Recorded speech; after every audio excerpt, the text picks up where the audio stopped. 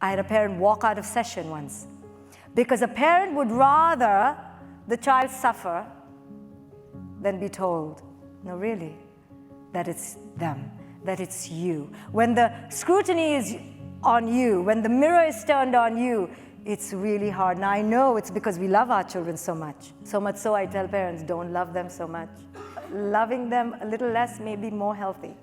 So this epiphany that our ego drives the roost, that our ego courses through the umbilical cord, is a hard pill for us to swallow. I get it. It was hard for me. It's still hard for me to look in the mirror and see that my child is a reflection of my inner state of being. What I see in my child is what I see toward myself. It's hard.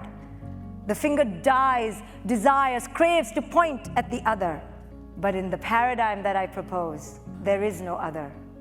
There is no other. There is no person out there beyond and separate from your projection, from the reflection of your inner state. Because to really change, you'd need to undergo the electrocution of the epiphany that it's all you.